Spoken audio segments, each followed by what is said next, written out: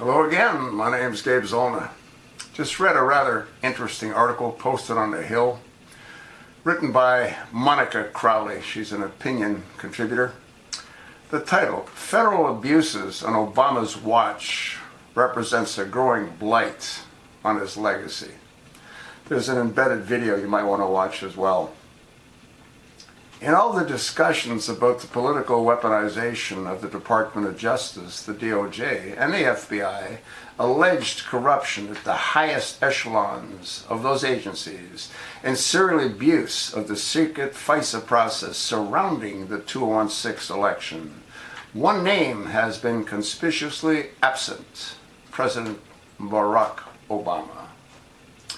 High-ranking officials and other major players in those agencies, which Obama oversaw, are increasingly embroiled in the growing scandal. James Comey, Loretta Lynch, Andrew McCabe, Andrew Weinstein, Sally Yates, Peter Strzokes, Lisa Page, Bruce Orr.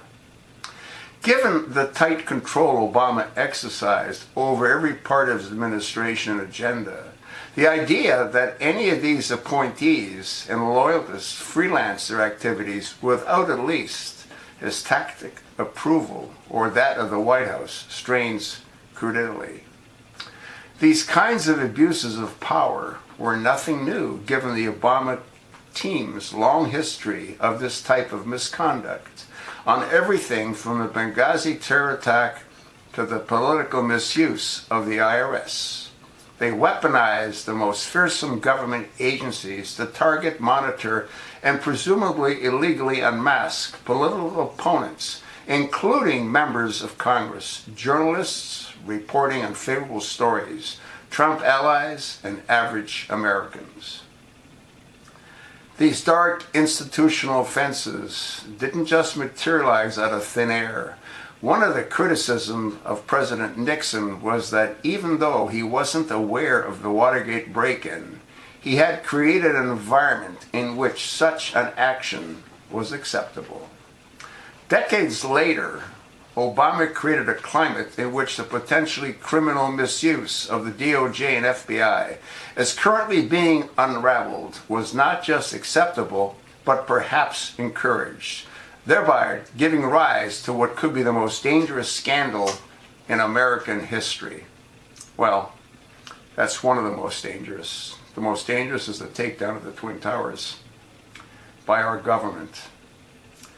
It's increasingly apparent that these recently exposed abuses of power serve two ostensible purposes: to secure Hillary Clinton's candidacy by shielding her from prosecution stemming from the use of her unauthorized private server, and to derail the candidacy and presidency of Donald Trump.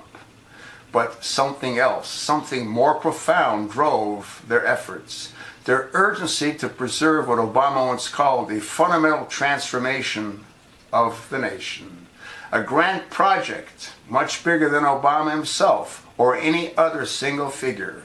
He largely fulfilled the long-held progressive ambition of changing the nation's course, only to see Trump threaten to change it once again, not to return it to where it was pre-Obama, but to smash the corruption existing order that had made their progressive advances possible. Obama and the leftist movement over which he presided could not tolerate a reversal of their gains by Trump, no less, so they got to work.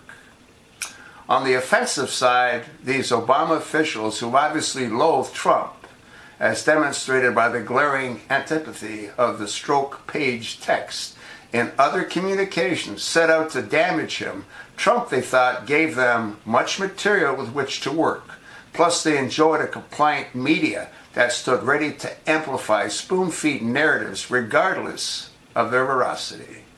The accusation of multiple FISA warrants, not known to be largely based on unverified dossier prepared by a foreign spy using anonymous Russian and close Clinton associates and paid for by her campaign and the Democratic National Committee to subvert and impair Trump and his associates, succeeded beyond their wildest dreams.